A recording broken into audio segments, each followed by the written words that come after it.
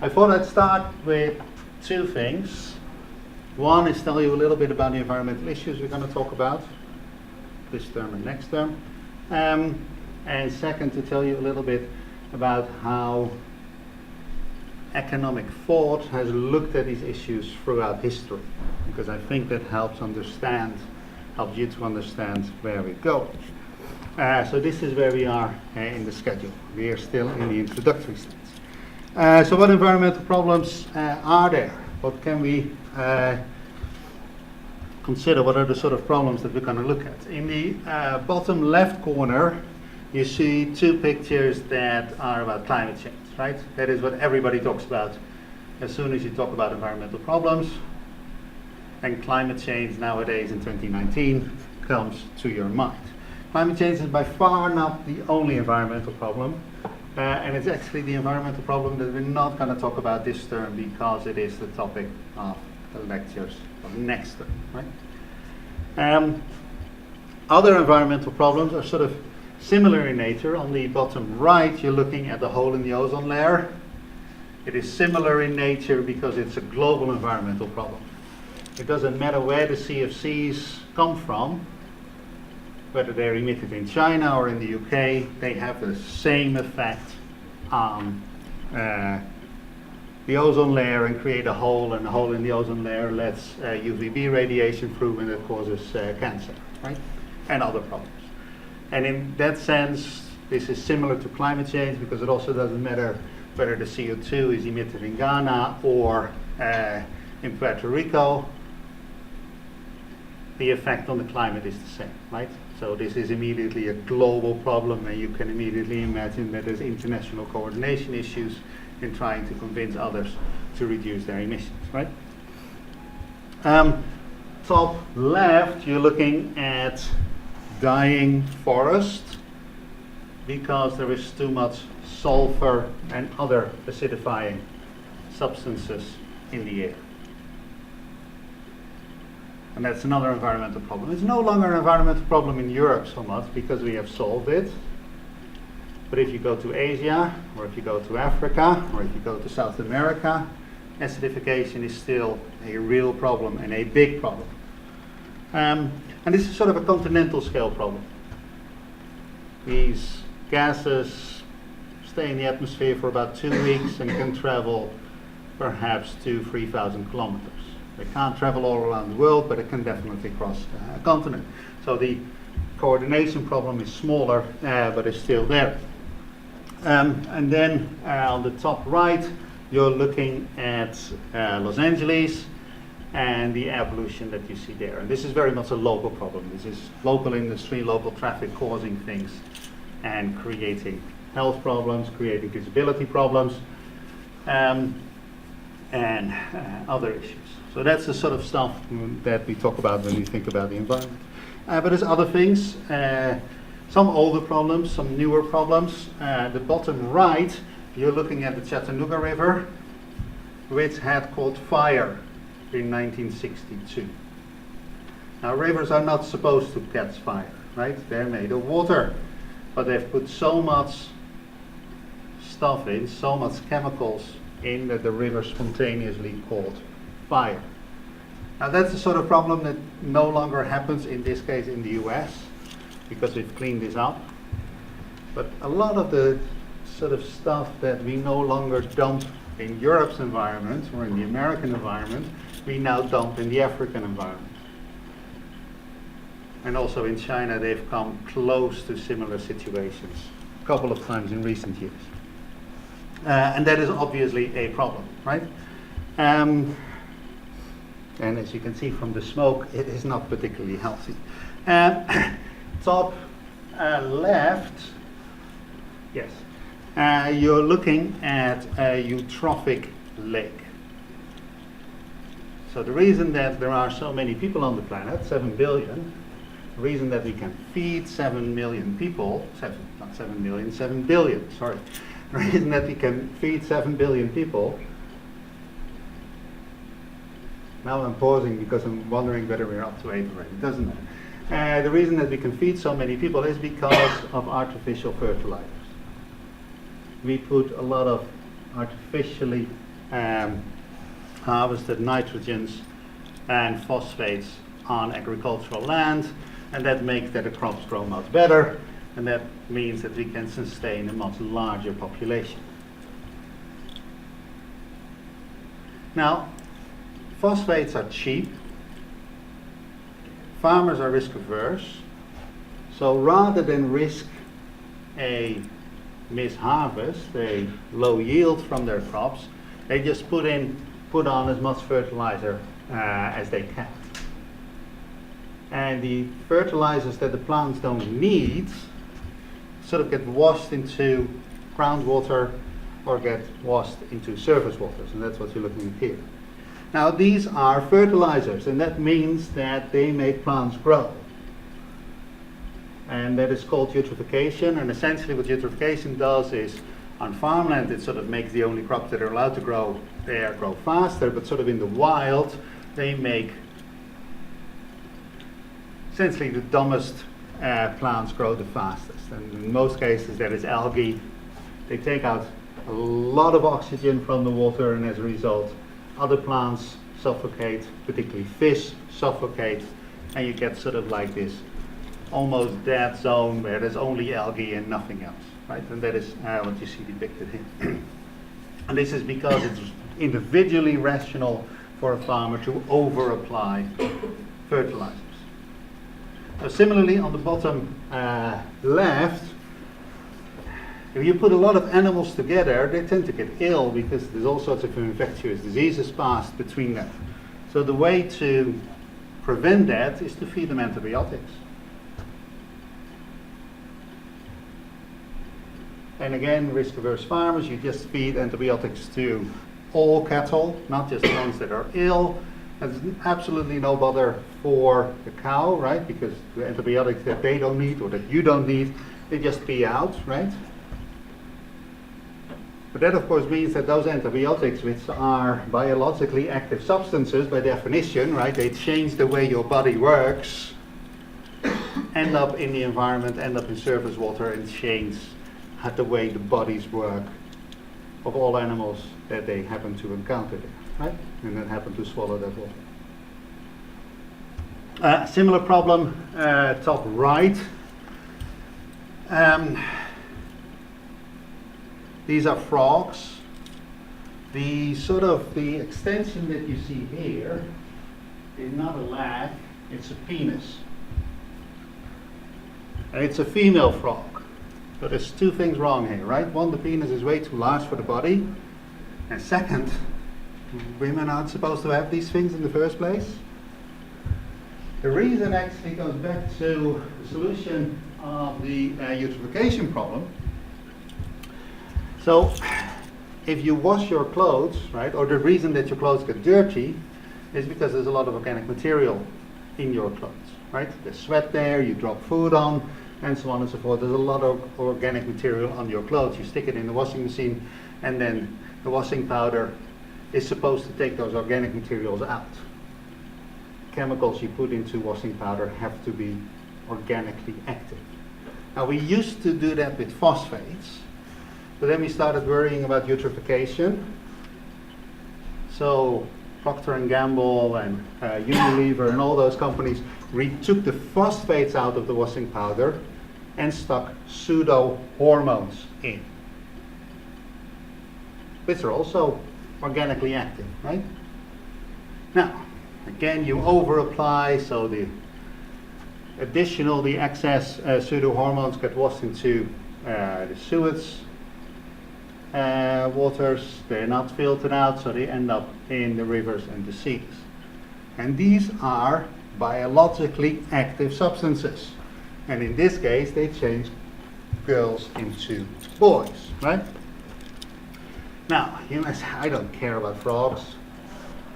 Frogs share a large share of their metabolism with us, right? So those pseudo hormones, yes, you are much bigger and therefore the concentrations are much lower. But those pseudo hormones are also active in your body, right?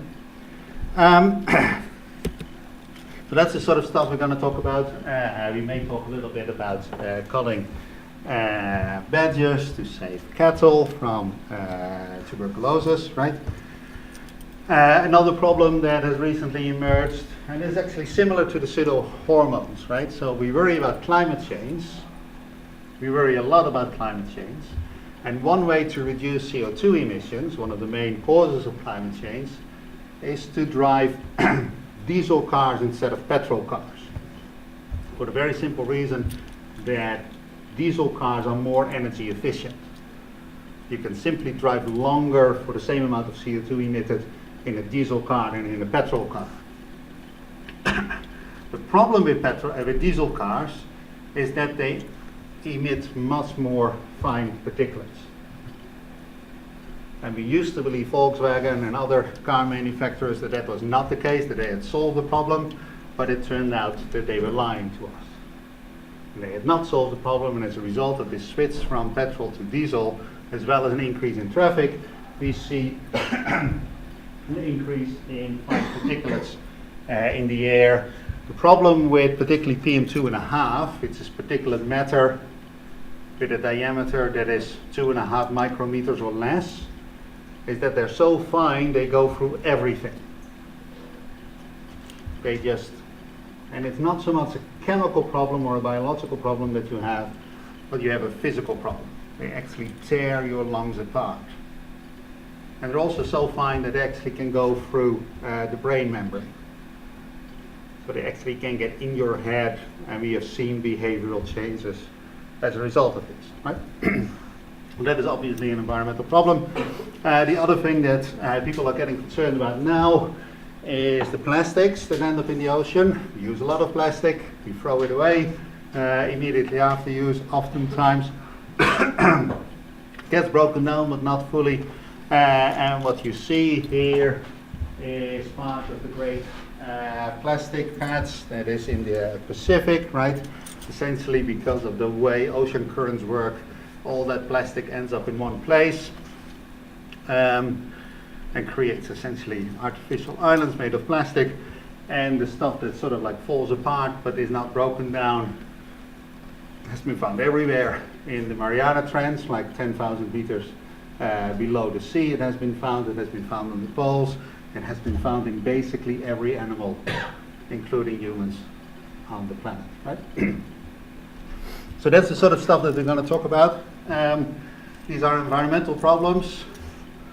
The questions that we're going to ask ourselves is, where do these problems come from?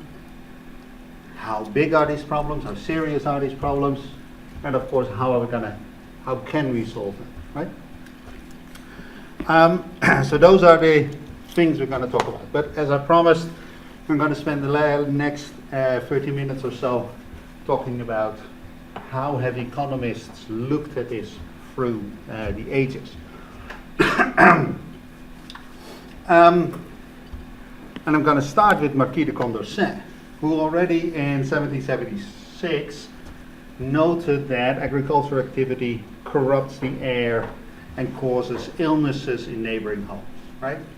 So this problem was acknowledged by one of the predecessors of economics already a while ago. Probably the first sort of economist who talks about it. But people had noted this earlier, right? The first environmental regulation that we know of goes back to King Edward I. Just after he ascended the throne, he tried to ban coal burning in London, essentially because of the air pollution that it caused, right? So people have been aware of this for a while. Now, King Edward wasn't particularly successful because in 1306 he actually had to repeat the order, right? So he tried but failed, tried again, but so that the air in London just got progressively worse until we had the Great Smog of London in 1956, way before you guys were born, actually also way before I was born. No, in 54, right? And then we had the Clean Air Act in 1956. So there is a long history of acknowledging at least some of these problems. Other problems, like the hole in the ozone layer I was talking about, people did not know about the ozone layer, right, in King Edward's time. They did not know about UV radiation And they did not have CFCs, right? CFCs were invented after World War II. So there was also nothing to punch a hole in the ozone layer. Classical economists, by and large, ignored the environment, by and large, ignored resources. Adam Smith, the father of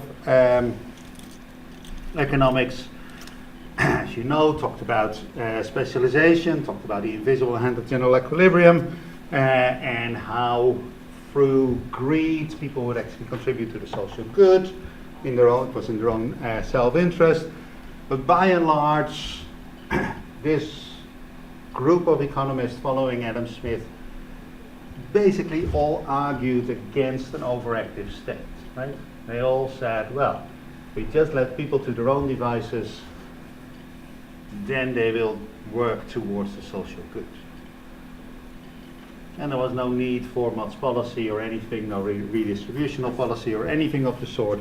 They did not really care, and they did not really acknowledge that there was such a thing as a natural environment. And that came a little bit later. That is to say, Adam Smith did recognize public goods, right?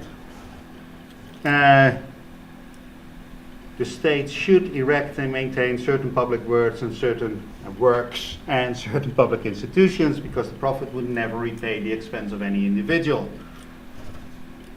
though it may frequently do so more, do much more than repay it to a great society. So we did acknowledge public goods. We'll come back to public goods next week.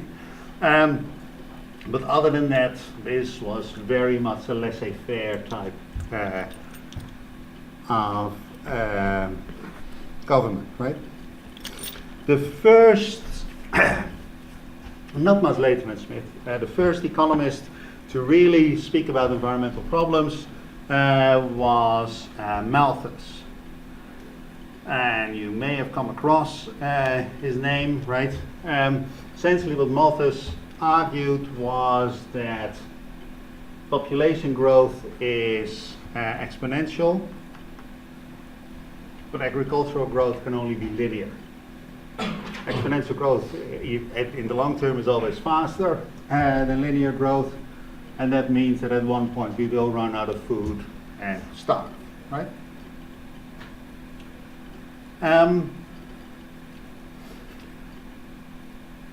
Malthus is by no means dated. There are still people who essentially argue the same thing. And the movement that particularly comes to mind is Extinction Rebellion, right? Who argue that within this century, 7 or 8 billion people will die because of starvation and warfare over resources, right? So Malthus's ideas are still with us. Now Malthus had a solution for this, right? He was not worried about the environment. His solution was don't have sex. Because if you don't have sex, you won't have babies. This was before contraception and all those things, right? That was his solution. So even though he is sort of one of the main forebearers of the environmental movement, he was not an environmentalist. He did not do this for any other reason. It was about leading a decent life, and being decent means not have sex, right? That's a picture of the time, right? I guess most of you would disagree. David Ricardo, who you know from trade theory, also contributed here. He actually refined a little bit Malthus's work. He noticed that besides the diminishing returns to scale of putting ever more workers on the same plot of land, you double the amount of farm hands on a farm, you don't double the output. That's decreasing returns to scale. That is true at the intensive margin, but Ricardo refined what Malthus was saying, but also pointed out that there is an extensive margin, that you can go into the forest and clear it and grow crops there. But immediately noticed that our ancestors weren't fools, and all the best agricultural lands are already being used, and all the virgin lands that are out there are probably of lower quality. They're definitely further away from population centers, but they probably have lower quality soils, they probably have a poorer climate.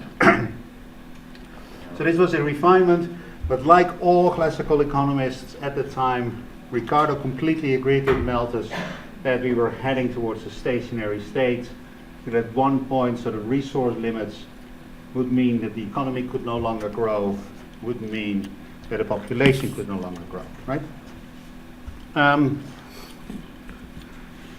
John Stuart Mill further refined this. He also pointed out that it's innovation and that you can switch inputs without actually fundamentally changing the picture, just making the analysis richer. But he also pointed out, and as far as I know he was the first to do so, that there's more to nature than getting food and water. There's also such a thing as an amenity value. And actually in 1856 he wrote, it is only in backward countries of the world that increased production or increased GDP is still an important objective of government, right? Economic growth is not the be-all and end-all. Mill, 1857. But of course, a lot of people still think that economic growth is what it's all about, right? But Mill, what is it? 162 years ago? Do I do it right? Said something different. It's always John Stuart Mill, right? It's completely unclear who actually wrote those books. If you believe John Stuart Mill on his deathbed, then his wife, Harriet Taylor Mill, co-wrote everything. There are, of course, male scholars who said, no, he was just in love with her and he gave her credit for things he didn't do. So it's so that, I mean, there's one author on these books and historians disagree on whether it was one author or two authors, right? So I take him at his word. Mill also wrote in the same book, there's room in the world, no doubt, for a great increase in population, supporting the arts of life to go on, improving and capital to increase. The density of population necessary to obtain all of these advantages, both for cooperation and social intercourse, have been attained. The population may be too crowded, or all may be amply supplied with food and raiment. Nor is there much satisfaction in contemplating the world with nothing left to the spontaneous activity of nature. So essentially what Mill argues here is that yes, he sort of like bought into the Malthus Ricardo worldview that we would end up in a stationary state and that at one point the limits of the planet would contain economic growth and population growth. Yes, he believed that, but he said, why would we want to do that? Why would we want to fill the world with as many people as possible? And he gives two reasons for that. One is that would actually destroy nature, and we would just have monoplantations and that sort of stuff. It would be terribly boring. And he was sort of like a first proponent, as in the previous quote, saying there's more to nature than getting food and water out, and oil and coal and all that sort of stuff. Oil not in his days. And the second argument that he makes is, why would you want to have 1 billion people on the planet, or 7 billion people on the planet? Because you're going to meet perhaps 10,000 of them, you're going to have meaningful interactions with perhaps 100 of them during your lifetime. All the other people are essentially irrelevant to you. So there is no point in having more people from a personal perspective. Perhaps meeting only 10,000 people, if there are only 10,000 people, that's rather boring. Those of you who grew up in the village would sort of like recognize that you want your social circle to be a bit wider and perhaps have choices there and move to other places. But still, you're never going to meet the 7 or 8 billion people that are on the planet, right? You're never going to have a conversation with them.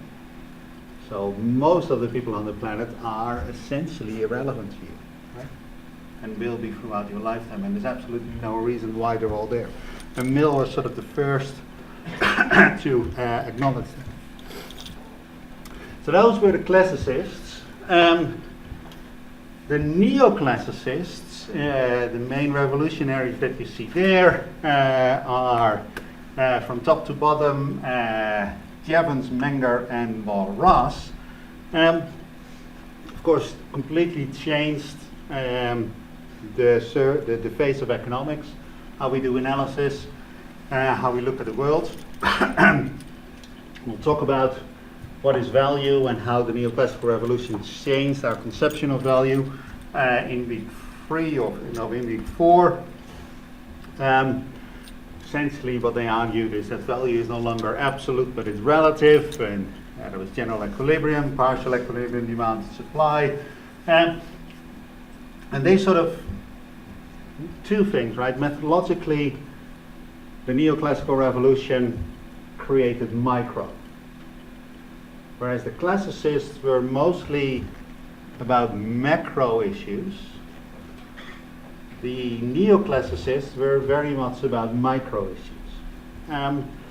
And one of the things that you see sort of in the early neoclassical economic theory is that there's no notion of scarcity anymore, of absolute scarcity. There's no notion of economic growth will end or will have to end. That's completely gone from their conception of the world. And partly this is because of the methodological shift to micro issues, and partly it's also a reflection of the times. Because these guys wrote at a time when there were sort of the final stages of colonialism. So previously we had occupied the coastal strip of Africa and of India, but now Britain and Germany and France and Italy were pushing into the interior. And it seemed as if land was limitless, right? Because there was always more Africa to be colonized, or more India to be colonized, right? Probably the people in Africa and India had a different perspective on this, but these guys are English, Austrian, and France, right? Also, the American West was being colonized, right? The US also, see, this was the big push from New England towards California. So also there was endless, limitless land there, right? This was also a time of very rapid technological progress, perhaps not as rapid as what you guys are used to, but from their perspective, very, very rapid, and very rapid industrialization, right? The world seemed to be endless at the time, and they simply did not care about this. Same is true for Keynes. That was all about the business cycle, right? It sort of like shifted the focus of economics back to the macro economy, away from micro stuff. But there was no environmental limits. Keynes did seem to be completely unaware of environmental problems or any limits to the human expansion. And if you look at the early models of economic growth by Harrod and Domer, by Samuelson, by Solow, and by Koopmans, essentially these models said we can grow on forever. If you take the canonical Solow growth model, it is technological progress, labor, and capital accumulation, right? That is what determines our output, and output will grow forever and will grow exponentially forever, right?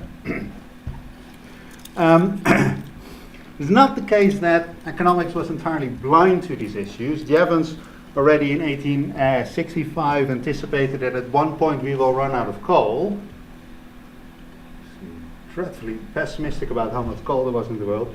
We probably have another 500 years or so of coal to go, or maybe 1,000. We never properly looked because there's so much of it. Why would you look properly? But he already noticed that at one point we will run out of coal, and of course Harold Hotelling in 1931 wrote his famous work on how much oil to extract, right? Because there's a finite amount of oil and how much you would extract. But these were the exceptions, right? This was not what economics was about at the time. These were sort of outliers, prominent outliers, but outliers in the field nonetheless. Economic theory moved on. We developed welfare economics, basically a rigorous theory of what is good and bad from a social perspective. Bentham should of course be mentioned there, sort of like the father of utilitarianism, right? That social good is the weighted sum of individual good. And then Vilfredo Pareto should also be mentioned because he sort of like set up this notion of efficiency, economic efficiency or Pareto optimality, where a situation is Pareto superior if it's nobody is worse off, but at least one person is better off.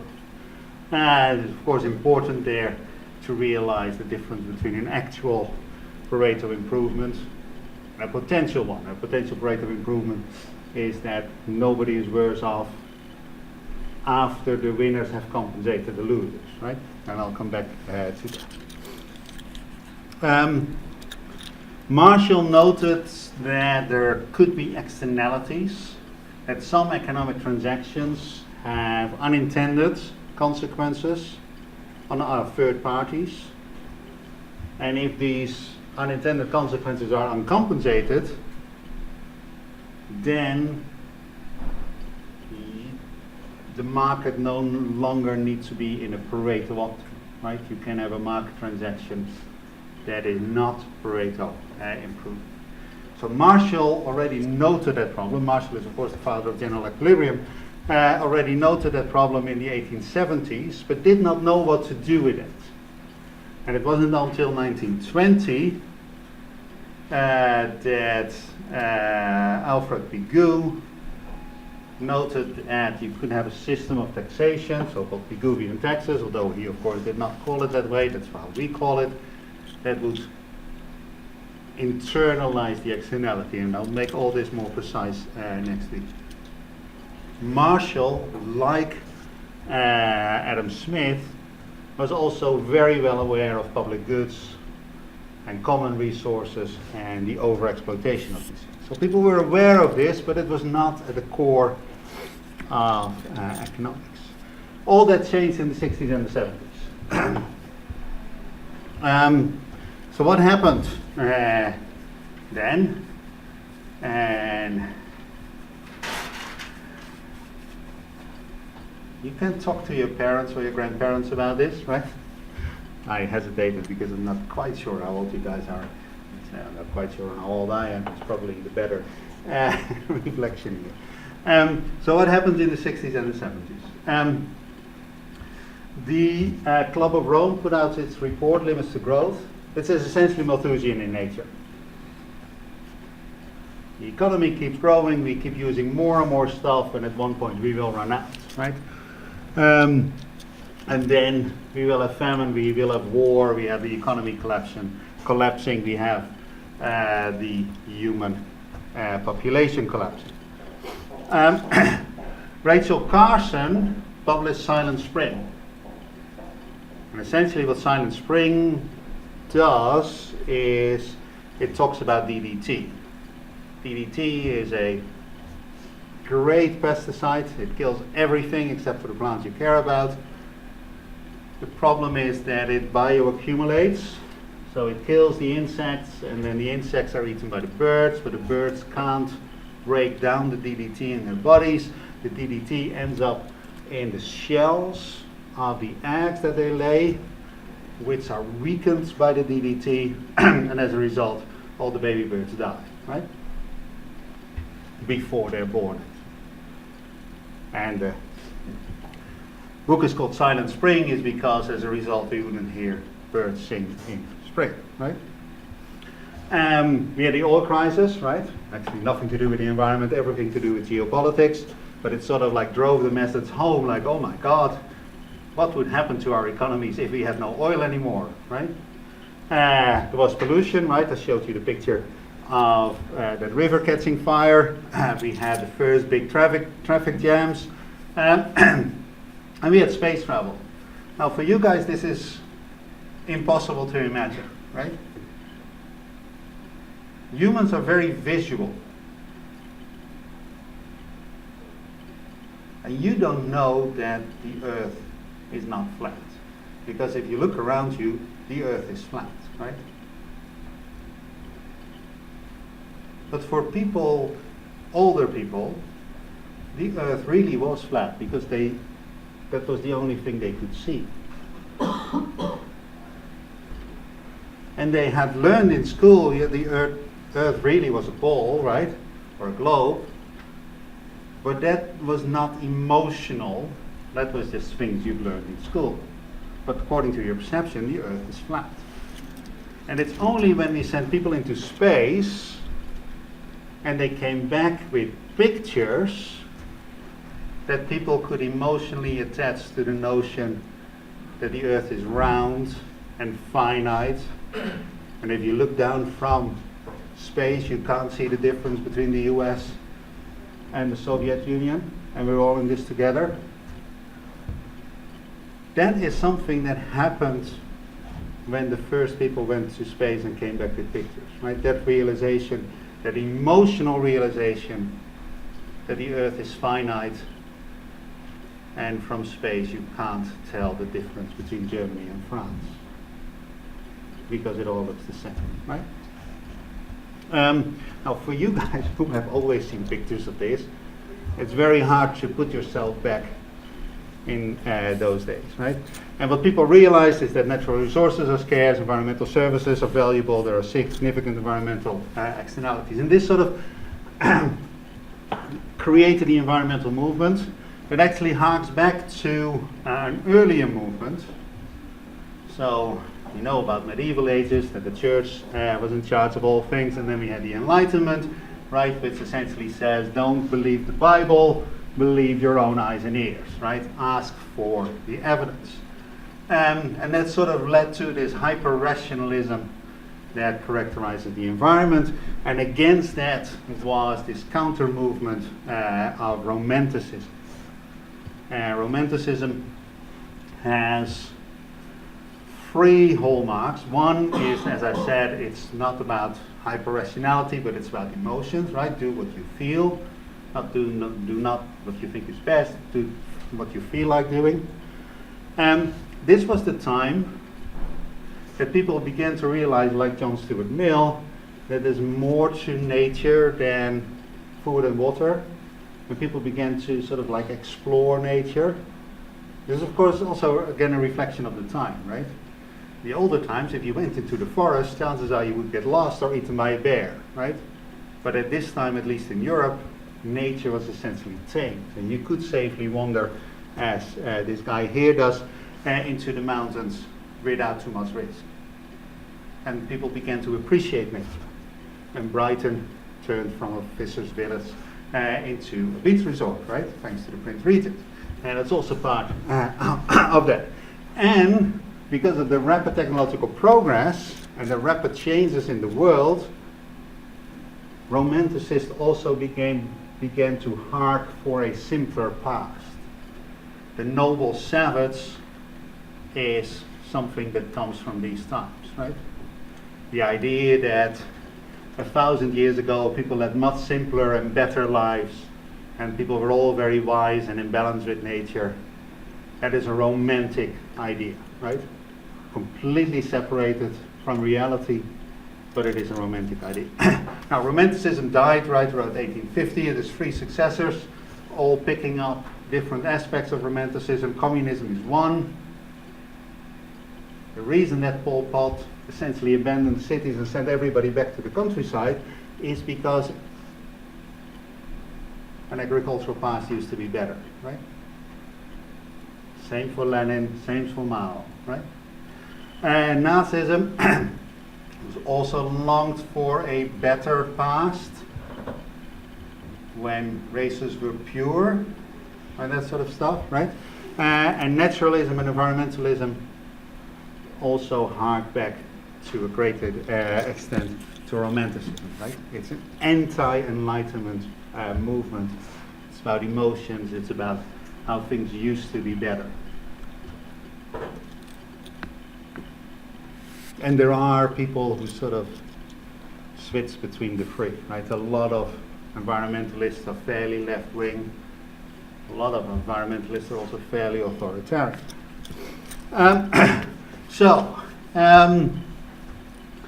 Said all these things, right? It's a great quote by Ken Boulding. Anyone who believes in exponential growth anyone who believes that exponential growth can go on forever in the finite world is either a madman or an economist, right?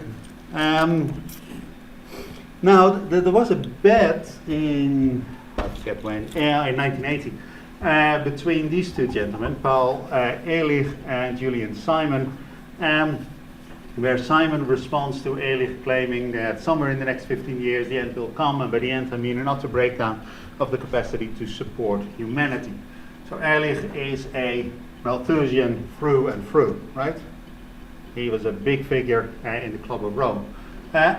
Simon took issue with that. They struck a bet in 1980 that in 1990 the prices of five metals, that Ehrlich had picked would go up over the decade, and of course Simon won, right?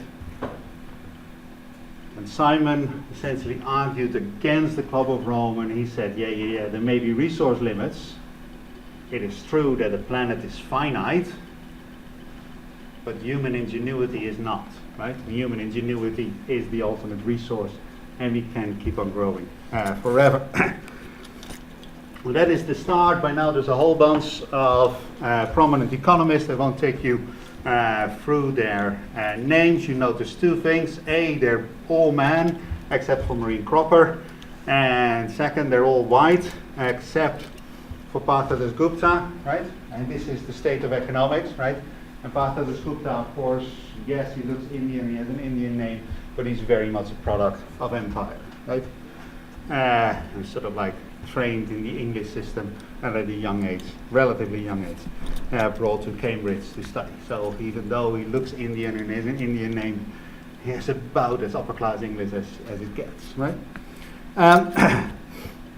So here we are by now, because of the things that happened in the 60s and the 70s and all the work that has been going on since. Environmental and resource economics is a respectable field of economics. Most universities in the UK and in the US, as well as on the continent, offer some form of educational program, and you're part of that. There's a whole bunch of academic journals that cover this. It's discussed in conferences and so on and so forth. And truly leading economists have a very keen interest in the environment. And you see some of the names here. And of course, since last year, we have the Nobel Prize, right? So by now, it is a true field of economics.